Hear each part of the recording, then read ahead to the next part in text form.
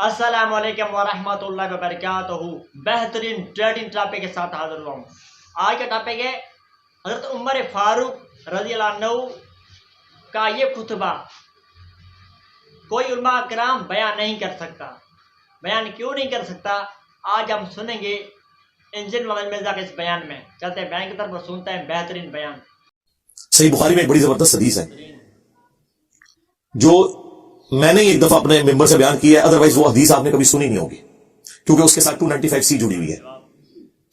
صحیح بخاری میں ایک چیپٹر ہے کتاب الاعتصام بالکتاب والسنہ، قرآن و سنت کو مضبوطی سے پکڑنا۔ اس چیپٹر میں امام بخاری ایک حدیث لے کے آئے ہیں بے شک کہ جب حضرت ابوبکر کی بیعت کی گئی نا تو دوسرے دن حضرت ابوبکر صدیق رضی اللہ تعالیٰ عنہ آڈینس سے خطاب کرنے کے لیے مسجد نبوی میں آئے، تو ان کے خطاب کرنے سے پہلے حضرت عمر ممبر پہ چڑھے، جس طرح آج کل بھی اسٹیج سیکرٹری کے طور پہ، اور کمال کا خطبہ دیا۔ 2 جملوں کا خطبہ ہے، وہ بخاری میں آیا، لیکن مولوی نہیں آپ کو بتائے گا۔ جن کو بتانا چاہیے وہ بھی ڈرتے ہیں بتاتے ہوئے، جن کو نہیں بتانا چاہیے وہ تو نہیں بتائیں گے۔ حضرت عمر کے الفاظ ہیں کہ دیکھو، یعنی حضور کے غم کی وجہ سے لوگ دکھی تھے، یعنی جس شخصیت کو آپ اپنے ماں باپ اولاد سب سے بڑھ کر عزیز سمجھتے ہیں اور وہ دنیا سے چلی جائے تو صحابہ کرام کی تکلیف کا اندازہ کون کر سکتا ہے۔ تو سیدنا عمر نے کہا کہ دیکھو، اللہ نے اپنے نبی کے لیے وہ پسند کیا جو اللہ کے پاس تھا، وہ اس سے بہتر تھا جو دنیا میں۔ وَلَلْآخِرَةُ خَيْرٌ لَكَ مِنَ الْأُولَىٰ، اے نبی تمہارا ہر آنے والا لمحہ گزرے ہوئے سے بہتر ہوگا۔ کیوں؟ وَرَفَعْنَا لَكَ ذِكْرَكَ، ہم نے آپ کے لیے آپ کا ذکر بلند کر دیا۔ دنیا میں کوئی لمحہ ایسا نہیں ہے کہ اللہ کے ساتھ رسول اللہ کا نام نہ بولا جاتا ہو اذان کے اندر، اللہم صلی علی محمد وعلی آل محمد۔ تو حضرت عمر کے الفاظ ہیں کہ اللہ تعالیٰ نے وہ پسند کیا جو تمہارے نبی کے لیے بہتر تھا، لیکن اللہ نے تمہارے لیے تمہارے نبی کے جانے کے بعد وہ کتاب چھوڑ دی ہے جس کتاب کے ذریعے اس نے اپنے نبی کو ہدایت دی تھی۔ اب یہ بڑا خطرناک جملہ تھا، خطرناک جملہ تھا، خطرناک سے بھی اگلا ورژن۔ تم بھی اس کتاب کو پکڑو گے تو ہدایت پہ قائم رہو گے۔ اور پھر اس جملے کو ریپیٹ کیا، اس کتاب کو کہ جس کتاب کو تمہارے نبی کی ہدایت کا ذریعہ بنایا۔ اچھا، اس کا یہ مطلب نہیں نعوذ باللہ کوئی رسول اللہ گمراہ تھے، نہیں، قرآن میں واضح آتا ہے ما ضل صاحبکم وما غوا، تمہارے نبی نہ کبھی بہکے ہیں نہ کبھی بہرا چلے ہیں۔ یہاں پہ بھی ضلہ کا لفظ آیا ہے۔ یہ کیا ہے جو قرآن حکیم میں اللہ تعالیٰ نے فرمایا ووجدک ضالا فہدی، اے نبی ہم نے آپ کو اپنی محبت میں خود رفتہ پایا اور ہدایت کے بلند ترین مرتبے پر پہنچا دیا۔ ضال کا مطلب گمراہی بھی ہوتا ہے، ضال کا مطلب کسی کی محبت میں ڈوبنا بھی ہوتا ہے۔ ان ابانا لفی ضلال مبین، حضرت یعقوب کے بیٹوں نے جو خود صحابی تھے اپنے باپ کے بارے میں کیا کہا تھا کہ ہمارے ابا جان تو یوسف کی محبت میں ڈوب چکے ہیں۔ اب وہاں ترجمہ فی ضلال مبین کا یہ تو نہیں کرتے کہ ہمارے ابا گمراہ ہو چکے ہیں، وہ تو کافر ہو جاتے، اپنے پیغمبر ابے کو کہتے تو نہیں۔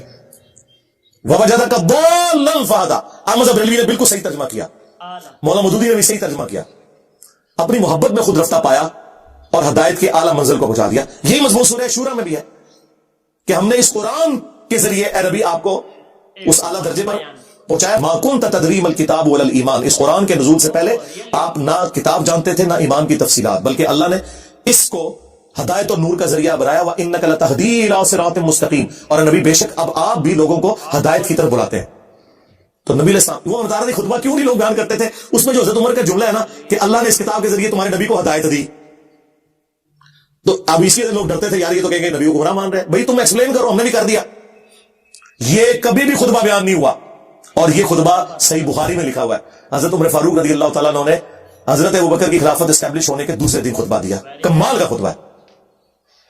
اور قرآن اتنا اسٹرانگ ہے اس حوالے سے کہ بخاری مسلم میں جو حدیث شفاعت ہے، جو نبی علیہ السلام ہماری شفاعت کریں گے انشاءاللہ، اس کے اینڈ پہ آتا ہے کہ نبی علیہ السلام کہتے ہیں جب میں آخری دفعہ جہنم کی طرف جاؤں گا تو داروغہ جہنم مالک علیہ السلام مجھ سے کہیں گے یا رسول اللہ اب آپ کا کوئی امتی بھی دوزخ میں باقی نہیں ہے سوائے اس کے جسے قرآن نے جنت میں جانے سے روک رکھا ہے۔ قرآن جب روک لے گا نا تو کوئی نہیں بچا سکتا۔ یہ ویسے شعر ہے، خدا کا پکڑا چھڑائے محمد، محمد کا پکڑا چھڑا کوئی نہیں سکتا۔ کتنا یہ ظلم کر رہے ہیں، اللہ اور رسول کا مقابلہ کروا رہے ہیں، نعوذ باللہ۔ اور بخاری مسلم میں لکھا ہے کہ یا رسول اللہ قرآن نے روک لیا ہے، اب آپ کی شفاعت بھی ان کے کام نہیں آئے گی جن کو قرآن نے جنت میں جانے سے روک لیا ہے۔ اور قرآن نے کن کو روک لیا؟ انه من يشرك بالله فقد حرم الله عليه الجنه ومأواه النار وما للظالمين من انصار، بے شک جو کوئی بھی اللہ کے ساتھ شرک کرے گا اللہ نے اس پہ جنت حرام کر دی ہے، اس کا ٹھکانہ جہنم ہے، وہاں اس کا کوئی مددگار نہیں ہوگا۔ قرآن نے جنت حرام کر دی ہوئی ہے، حتیٰ کہ بخاری اور مسلم دونوں میں حدیث ہے اللہ نے ہر نبی کو ایک مقبول دعا دی تھی جو اس نے دنیا ہی میں کر لی، لیکن میں نے اپنی دعا چھپا کے رکھی ہے قیامت کے دن کے لیے، اور میری اس دعا سے میرے ہر امتی کو نفع پہنچے گا سوائے اس شخص کے کہ جس نے دنیا میں اللہ کے ساتھ کسی قسم کا شرک کیا ہوا. شرک is the most sensitive issue in the sight of اللہ. اور شرک اور نماز یہ دو سینسٹیو ٹاپکس ہیں. قرآن کی توہین وہی لوگ کر رہے ہیں اصل میں جو قرآن پڑھنے سے روک رہے ہیں، جس کی وجہ سے شرک پھیل رہا ہے، اور نماز سے کوسوں دور ہے کیونکہ انہوں نے قرآن تو پڑھا نہیں. انہیں پتا کیسے چلے کہ قرآن کا مسلمان اور ہے اور پاکستان کا مسلمان اور. ہاں، مرنے سے پہلے اے مسلمان کر لے اس پہ غور. قرآن کا مسلمان اور ہے، پاکستان کا مسلمان اور. قرآن کا مسلمان یہ ہے وَأَقِيمُوا الصَّلَاةَ وَلَا تَكُونُوا مِنَ الْمُشْرِكِينَ، سورہ روم آیت نمبر 31. دیکھنا نماز کو قائم کرنا، مشرک نہ ہو جانا. اور صحیح مسلم کی حدیث کے بندے کے کفر اور ایمان، شرک اور اسلام کے درمیان فرق نماز ہے.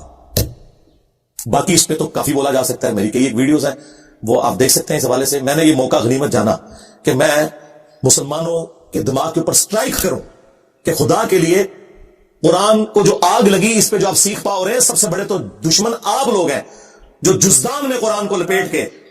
اور دیکھیں جو مہنگے والے قرآن ہوتے ہیں ترجمے والے، ان کے اوپر غلاف بھی چڑھا ہوتا ہے تاکہ تصور سے کہ میں اس کو اتنی دفعہ یوں کروں کھولے ہی نہ ادھر ہی پڑھا رہے. بلکہ میں نے تو ریکویسٹ کی ہے کہ پاکستان کے آئین میں جہاں یہ چیز شامل ہے کہ پاکستان میں قرآن غلطیوں سے پاک پرنٹ کیا جائے گا، یہ بہت بڑا جرم ہے. اس لیے قرآن کے اینڈ پہ لکھا ہوتا ہے کہ اگر کوئی غلطی دیکھے تو واپس بھیجیں، ہم آپ کو نیا نسخہ دیں گے.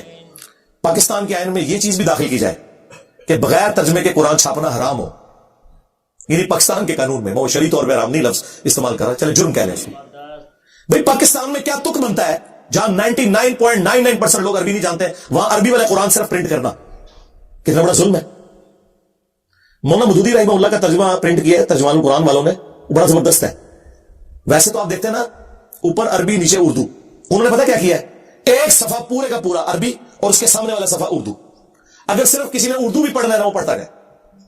اچھا لوگوں کو یہ فکر پڑ جاتی ہے یار اردو والا پڑھیں گے تو ثواب نہیں ہوگا کیونکہ 10 نیکیاں نہیں ملیں گی. سرکار تہاڈا ایک اردو کا صفحہ تہاڈی آنے والی نسلوں میں اور گزرے ہوئے بزرگوں کے ہزاروں قرآن پڑھنے سے بہتر ہے جو آپ کو کم از کم شرک سے بچا کے توحید کے اوپر لے آئے گا. دیکھیں نا اگر توحید ہی نہ ملی تو قرآن ختم کرنے کا کیا فائدہ ہوا. جو قرآن ختم کر کے بھی تو پھر دعا کہنا جی یا رسول اللہ انظر حالنا، یا شیخ عبد القادر جیلانی شیئن للہ. قرآن کے لیے پڑھ کے دعا ہو رہی ہے اور یہ نہیں کر رہا ہے تو کیا کرے تو قرآن چو.